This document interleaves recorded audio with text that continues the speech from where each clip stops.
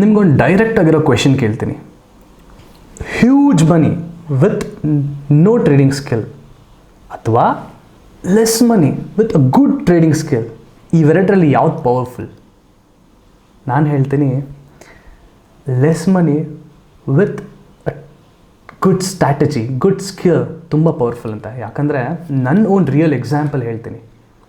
ಸ್ವಲ್ಪ ವರ್ಷದ ಹಿಂದೆ ನನ್ನ ಫ್ರೆಂಡ್ ಆ್ಯಕ್ಚುಲಿ ನನ್ನನ್ನು ಶೇರ್ ಮಾರ್ಕೆಟ್ಗೆ ಇಂಟ್ರಡ್ಯೂಸ್ ಮಾಡಿದ್ದು. ಬಿಕಾಸ್ ನಾನು ಕಂಪ್ಲೀಟ್ಲಿ ಯಾವ BCom ಆಗಲಿ, ಯಾವ ಒಂದು ಬಿಸ್ನೆಸ್ ಬ್ಯಾಕ್ಗ್ರೌಂಡಿಂದ ನಾನು ಬಂದಿಲ್ಲ. ನಾನು completely IT, computer science background. Okay, ಅವ್ನು ಬಂದುಬಿಟ್ಟು ಮಗ ಹಿಂಗೆ ಶೇರ್ ಮಾರ್ಕೆಟ್ ಇದೆ, ಇದರಲ್ಲೂ ಕೂಡ ನಾವು ಇನ್ವೆಸ್ಟ್ ಮಾಡ್ಬಿಟ್ಟು ದುಡ್ಡು ಮಾಡ್ಬೋದು ಮಗ ಅಂತ ಹೇಳ. ಸೊ ನಾನು ಓಕೆ ಫೈನ್ ಟ್ರೈ ಮಾಡೋಣ ಅಂತಂದ್ಬಿಟ್ಟು ನಾವು ಸ್ಟಾರ್ಟಿಂಗಲ್ಲಿ 500 ರೂಪಾಯಿ ಕೊಟ್ಬಿಟ್ಟು ಟ್ರೇಡಿಂಗ್ ಅಕೌಂಟ್ ಓಪನ್ ಮಾಡಿದ್ವಿ.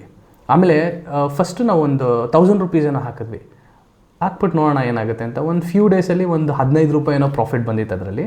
ಫೈನ್ ಅಂದ್ಬಿಟ್ಟು ಲೈಕ್ ಅದನ್ನು ವಿಡ್ರಾ ಮಾಡಿಕೊಂಡು ಮತ್ತೆ ಇನ್ನೊಂದು ಟ್ರೇಡ್ ಮಾಡೋಕ್ಕೆ ಹೋದ್ವಿ.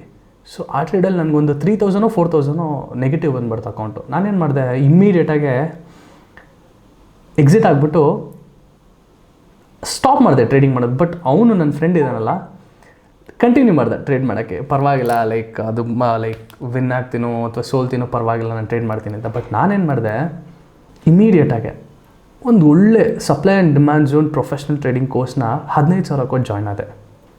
ನಮ್ಮ ಹತ್ರ ಈ ಇನಿಷಿಯಲಿ ಏನಾಗುತ್ತಾ, 1 ಲಕ್ಷ ರೂಪಾಯಿ ಕ್ಯಾಪಿಟಲ್ ಹೆಂಗೆ ಬಂತು ಅಂದರೆ, ನಾವಿಬ್ಬರು PF ಅಮೌಂಟ್ನ ವಿಡ್ರಾ ಮಾಡಿಕೊಂಡು ಓಕೆ ಇದರಲ್ಲಿ ಟ್ರೇಡ್ ಮಾಡೋಣ ಅಂತ ಹೋದಾಗ ಅದರಲ್ಲಿ ನಮಗೆ 3000 4000 ಲಾಸ್ ಆಯಿತು.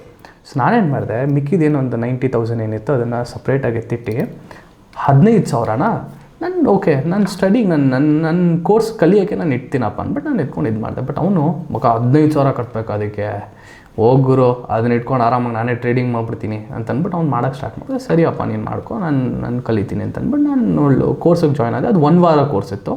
ಆ ಕೋರ್ಸ್ ಮುಗಿದ್ಮೇಲೆ 1 ತಿಂಗಳು ನನಗೆ ಫಾಲೋ ಅಪ್ ಕ್ಲಾಸಸ್ ಇತ್ತು.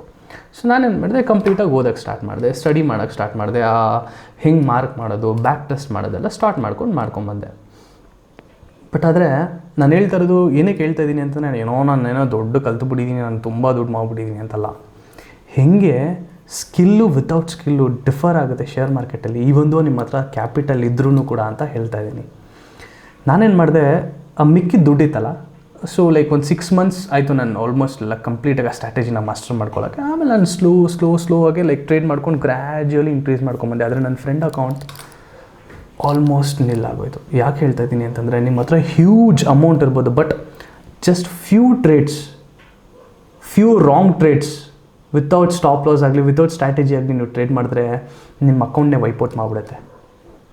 ಸೊ